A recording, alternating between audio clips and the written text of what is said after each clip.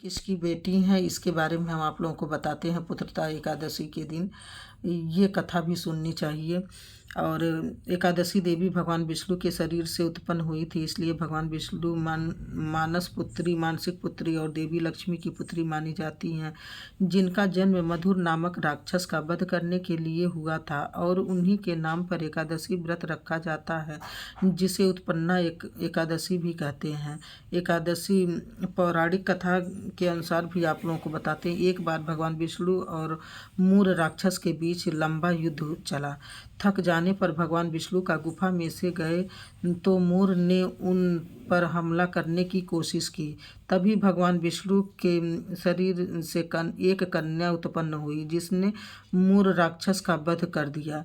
जागने पर विष्णु ने कन्या से उसका परिचय पूछा तो उसने बताया कि वह एकादशी है और उनके शरीर से ही उत्पन्न हुई है। प्रसन्न होकर भगवान विष्णु ने उसे वरदान दिया कि वह सभी तीर्थों में श्रेष्ठ होगी और उनके नाम पर व्रत करने से सभी मनोकामनाएं पूरी होगी, और इसी दिन एकादशी व्रत की शुरुआत हुआ। और एकादशी का भी जन्म हुआ था, उनके बारे में भी आप लोगों को बताया। एकादशी की व्रत देवी एकादशी को समर्पित है, जो भगवान विष्णु की शक्तियों में से एक है।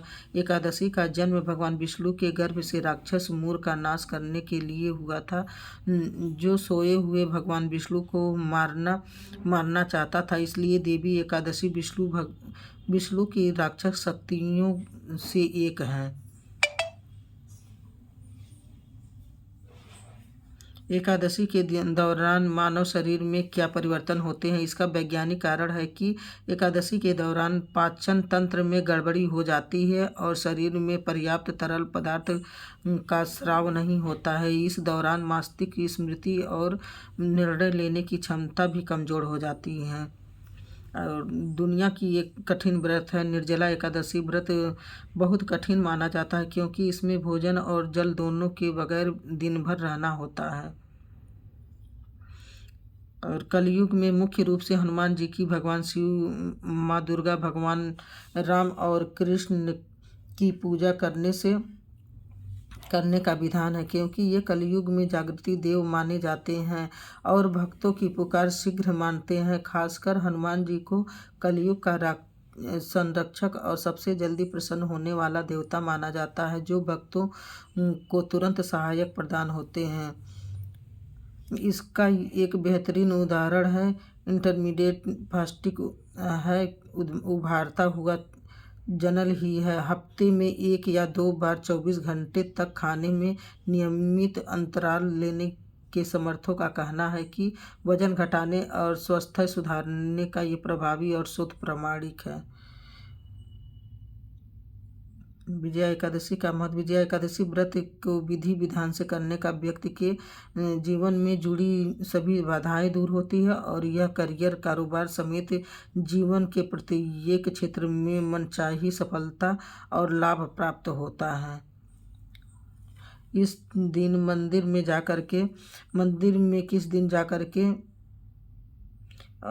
दान करना। धनतेरस के दिन भी दान दिया जाता है, मंदिर में झाड़ू दान दिया जाता है एकादशी के दिन, क्योंकि जैसे रविवार के दिन तुलसी में भगवान नारायण का वास होता है, वैसे रविवार के दिन पीपल में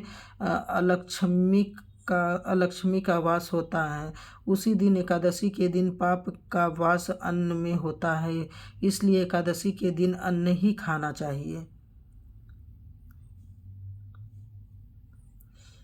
रात में सोने से पहले हल्का और नींद लाने वाला भोजन करना चाहिए, जैसे केला, बादाम, दूध, चेरी, कीवी और ओट्स, जिसमें ट्रिप्टोफैन, मैग्नीशियम और मेलाटोनिन होते हैं, जो नींद को बढ़ावा देते हैं।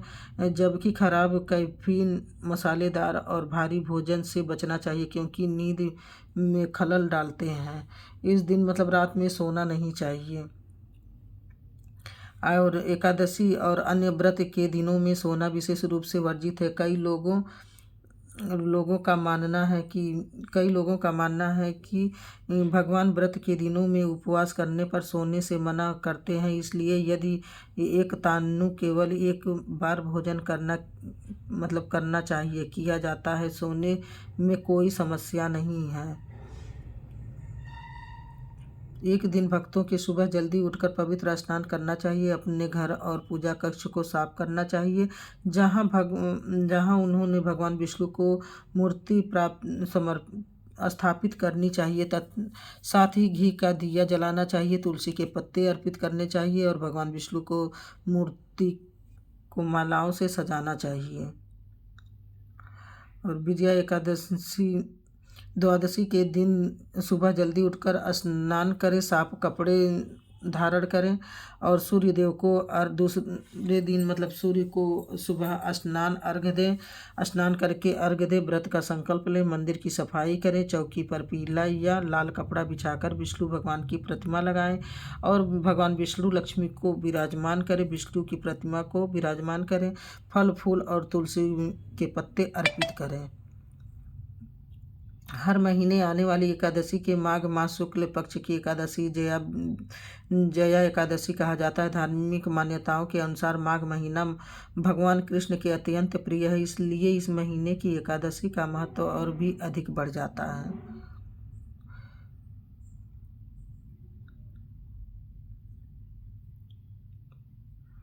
भगवान शिव और माता पार्वती की बेटी का नाम अशोक सुंदरी, जिनका जन्म माता पार्वती के अकेलेपन को दूर करने के लिए कल्प वृक्ष से हुआ था। इसके अलावा मनसा देवी, ज्वालामुखी और मुख्य मान्यताओं के अनुसार 5 नाग कन्याएं जैसे शामिल सुंदरी, जलांधर, प्रिया, जलांधरी भी शिव की पुत्रियां मानी जाती है। अशोक सुंदरी का विवाह राजा नहुस से हुआ था और वे पद्म पुराण के वर्णित हैं, जबकि अन्य पुत्रियों का उल्लेख विभिन्न लोक कथाओं और क्षेत्रीय ग्रंथों में मिलता है। उनका उद्देश्य भी शिव पार्वती के जीवन खुशियाँ लाना था।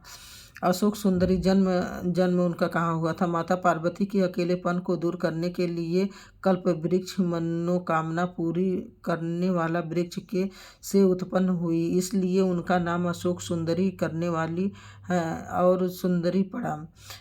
इनका विवाह राजा नहुस से हुआ था। अशोक सुंदरी का महत्व, ये शिव पार्वती की सबसे बड़ी पुत्री मानी जाती हैं। इनकी पूजा से कल्याण होता है, ऐसा माना जाता है। पहले अशोक सुंदरी का ही पूजा करना चाहिए तो माता पार्वती और शंकर जी खुश होते हैं।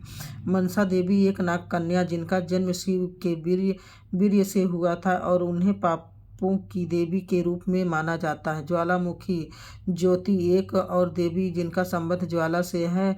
तमिलनाडु के कई मंदिरों में उनकी पूजा की जाती है। नाग कन्याएं, कुछ कथाओं में भगवान शिव और पार्वती की 5 नाग कथाएं भी बताई जाती है जो अलग अलग इच्छाओं से उत्पन्न हुई और सांपों से रक्षा करती हैं। अशोक सुंदरी सबसे प्रमुख रूप से शिव पार्वती की बेटी के रूप में मानी जाती हैं, लेकिन अन्य पुत्रियों का भी उल्लेख है। 5 बेटियां भी हैं। जया, विजया, सांभलीबाली, दौतुली, देव। 6 बेटी थीं शंकर जी के और पार्वती माता की। सबसे बड़ी एकादशी निर्जला एकादशी जेठ मास शुक्ल पक्ष की मानी जाती है, क्योंकि इसमें व्रत करने से साल की सभी 24 एकादशियों के बराबर पुण्य मिलता है, जिसमें अन्न जल त्यागना पड़ता है। जबकि देवउठनी एकादशी कार्तिक मास को भी महत्वपूर्ण और बड़ी एकादशी कहा जाता है। चतुर्मास की समाप्ति का प्रतीक और भगवान विष्णु को जगाती है। निर्जला एकादशी भीमसेनी एकादशी इसे साल की सबसे बड़ी एकादशी मानी जाती है। सभी एकादशियों का पुण्य देती है, मोक्ष दिलाती है। कठिन व्रत होता है ये, इसमें बिना अन्न जल के रहना पड़ता है, इसलिए इसे कठिन लेकिन अत्यंत फलदायी भी माना जाता है। देवउठनी भी आता है इसी में, साल का देवउठनी। इस दिन भगवान विष्णु 4 महीने की योग निद्रा से जागते हैं। चातुर्मास समाप्त होता है, जिसके बाद शुभ कार्य होते हैं और यह प्रभाव भी बहुत अच्छा, यह सोए हुए भाग्य को जगाते हैं और एकादशी में श्रेष्ठ मानी जाती है। और अन्य बड़ी एकादशियां के बारे में भी आप लोगों को बताते हैं, तो प्लीज़ आप लोग देखिएगा। चैत्र मास शुक्ल पक्ष की आती हैं, समस्त पापों का नाश करती है, जिसके फल से 1000 गायों के दान के बराबर पुण्य मिलता है। निर्जला एकादशी कठिन है और सामान्य पुण्य के कारण सबसे बड़ी मानी जाती है। वही देवउठनी एकादशी का धार्मिक महत्वपूर्ण भी कहा जाता है, क्योंकि यह शुभ कार्यों का शुरुआत कराती है। उस दिन जगते हैं, एकादशी के दिन मिलन होती है, विष्णु भगवान से मिलन होती है। विष्णु भगवान सोए रहते हैं 4 महीने तक। उसके बाद सारा कार्यक्रम स्टार्ट होता है शादी ब्याह का। सभी को राधे राधे। ओम नमो भगवते वासुदेवाय नमः।